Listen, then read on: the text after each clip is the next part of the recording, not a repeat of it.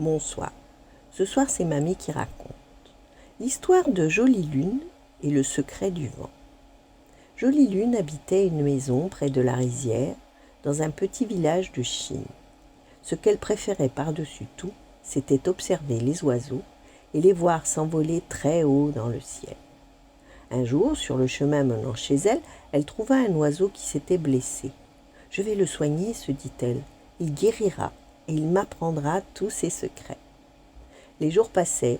Dès que le soleil s'était levé, Jolie Lune travaillait dans la rizière et repiquait le riz avec ses parents et les autres paysans. Dès que le soleil se couchait, elle s'occupait de son oiseau. Elle lui donnait les restes des repas de la famille, des pousses de bambou, des épluchures de légumes et de fruits. Jolie Lune lavait les plumes de l'oiseau avec quelques gouttes d'eau et beaucoup de douceur.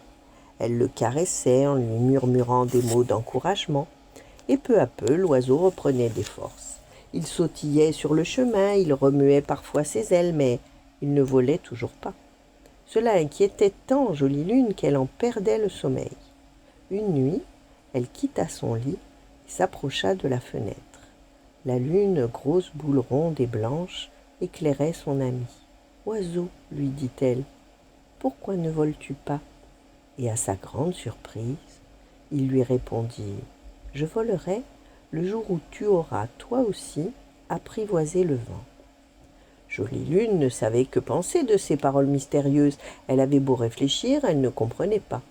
Alors elle décida d'aller voir son grand-père. C'était l'homme le plus âgé et le plus sage de tout le village. Il donnait souvent d'excellents conseils que chacun s'efforçait de suivre. Elle le trouva, assis tranquillement devant sa maison. Il regardait brouter un buffle en lissant sa longue barbe blanche.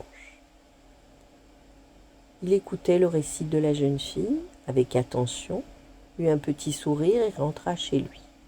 Le grand-père revint bien vite et déposa entre les mains de Jolie Lune une feuille de papier de riz de couleur rouge, une longue ficelle et plusieurs bâtons de bambou. « Ce sont ces objets qui t'aideront à apprivoiser le vent, » dit-il en souriant à sa petite fille. « Cherche ce que tu peux en faire et tu trouveras. » Jolie Lune s'en retourna et se mit aussitôt à plier, à couper, à enrouler, à nouer. Elle essaya tant et tant de possibilités. Parfois elle était découragée, mais elle avait tellement confiance en son grand-père qu'elle recommençait toujours.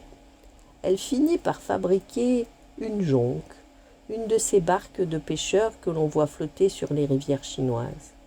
Jolie Lune, ravie de sa trouvaille, courut chez son grand-père et lui cria « Regarde le bateau, est-ce grâce à ses voiles que je connaîtrai le secret du vent ?» Le vieil homme secoua la tête et répondit « Eh non, ce bateau est très beau, mais tu dois encore réfléchir. Ah, je suis certain que tu réussiras. Cherche et tu trouveras. » De nouveau, Jolie Lune s'installa devant sa fenêtre. Elle se mit à tourner, à retourner entre ses mains les morceaux de bambou, la ficelle, le papier de riz, tout en admirant son ami aux belles plumes. Soudain, elle eut une idée.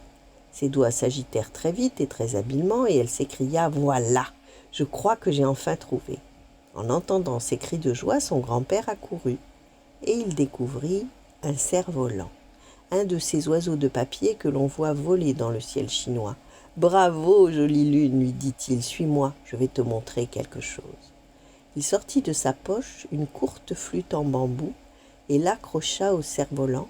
Tout en serrant très fort la ficelle, Jolie Lune vit le vieil homme lever bien haut l'oiseau de papier qui monta vers les nuages. À l'instant même où le cerf-volant s'élevait, le vent fit chanter la flûte, en une douce musique s'échappa de l'instrument. L'oiseau se mit alors à battre des ailes et s'élança à son tour dans le ciel. Comme pour l'accompagner, Jolie Lune n'en croyait pas ses oreilles ni ses yeux. Elle avait tellement attendu ce moment merveilleux. « Merci, grand-père, merci, l'oiseau. » Depuis ce jour, près de la rizière, on voit très souvent une petite fille et un oiseau qui jouent avec un cerf-volant et le vent qu'ils ont apprivoisé. Voilà, bonne nuit, faites de beaux rêves et à demain.